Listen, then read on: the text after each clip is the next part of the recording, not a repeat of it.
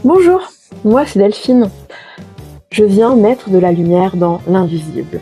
Oser ces différences, oser être soi, rallumer ce feu de vie, cette étincelle, sortir des injonctions. Pour cela, je vais te parler également parfois de transit actuel en human design, en astrologie. J'ai également une chaîne YouTube, je fais aussi des œuvres vibratoires, des ateliers, des conférences. Tout cela pour que tu rallumes ce feu de vie et pouvoir créer des ponts avec les autres pour une belle co-création. Salut! Aujourd'hui, je commence ce premier format en podcast. Si tu veux, j'ai déjà donc la chaîne YouTube pour voir des vidéos précédentes et là, on essaye du coup ce format-là. Alors, aujourd'hui, j'attaque par comment réussir à être dans cet amour de l'autre. Alors, je vais te décevoir, mais je ne pense pas que l'on puisse être dans cet amour inconditionnel de l'autre. En tout cas, ce n'est pas ma vision. Ce n'est pas la manière dont je le vis et dont je le vis sur Terre aujourd'hui. C'est quelque chose que j'aspire à tendre, mais ce n'est pas une fin en soi. Pourquoi ? Parce que je pense que on peut aimer l'autre, être connecté à l'autre, être connecté à l'âme de l'autre, à voir ce qu'il y a derrière les blessures, derrière la façade, etc. Néanmoins, sur Terre, pour être aussi dans cet ici et maintenant, on a besoin d'être connecté aussi à l'humain. Et l'humain, il n'est pas tout blanc. Personne n'est parfait.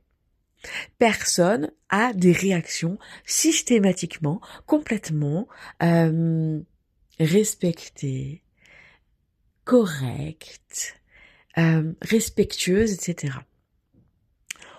On est changeant. Bien sûr, nous avons tous des caractères, des énergies différentes, et heureusement. Mais on a aussi à un moment donné dans notre vie forcément blesser quelqu'un, été méchant avec quelqu'un, jalousé, avoir cette petite voix intérieure qui de temps en temps te dit bah merde, oui j'en ai marre, l'autre je l'aime pas, l'autre il me revient pas, lui il me saoule, crier plus que de raison, voire vraiment attaquer l'autre aussi. On a tous ça en nous. Et c'est normal parce qu'on est humain et qu'on est un mélange de tout. Donc déjà c'est d'arrêter de sortir de arrêter. Sortir de je touche, j'essaie d'atteindre cette perfection en gommant toutes ces petites voix intérieures. Moi, au contraire, ce que j'aime, c'est leur donner vie.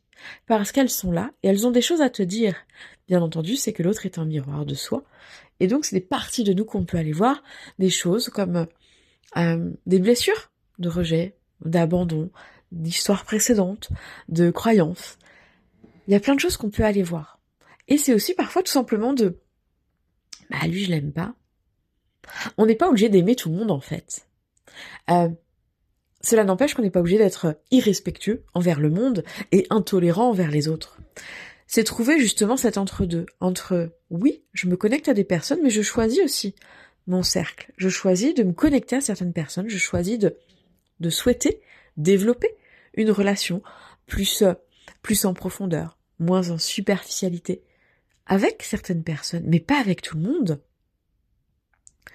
Il y a des personnes qui n'ont pas non plus envie de cette connexion avec nous, et c'est ok. Comme il y a des personnes que l'on va aussi faire réagir, qui elles aussi vont nous faire réagir.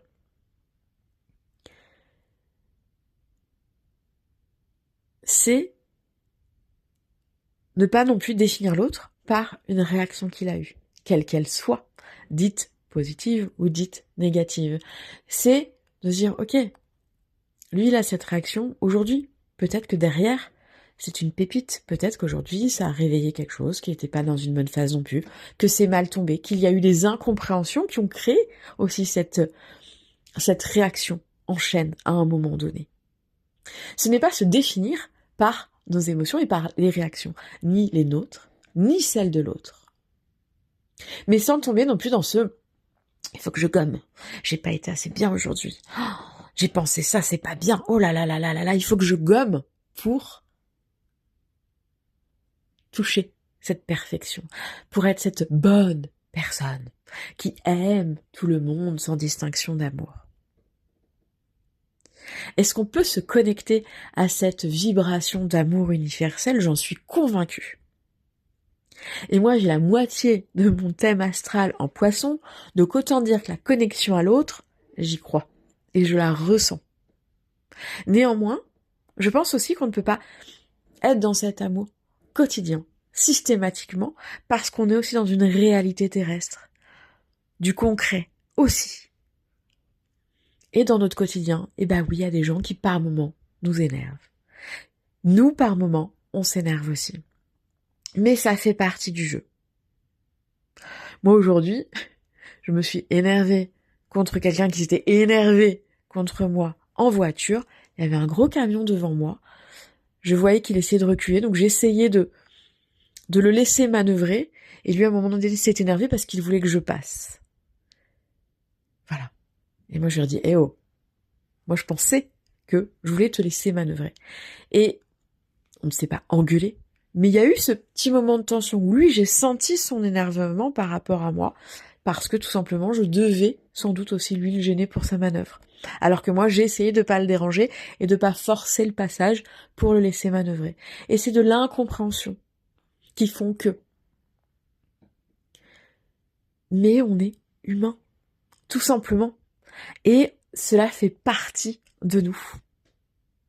Donc, je ne pense pas que ce soit un but en soi, un but final à tout prix atteindre, d'être dans cet amour universel dont on nous a aussi beaucoup rabâché.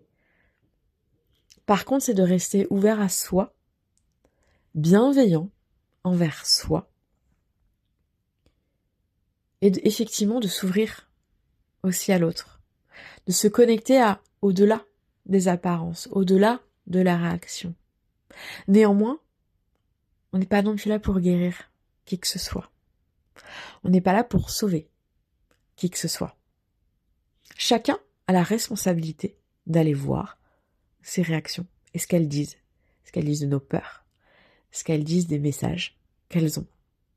Et on ne peut pas faire ce travail à la place de l'autre. Tout comme de fixer ses limites, j'estime que c'est quelque chose de primordial.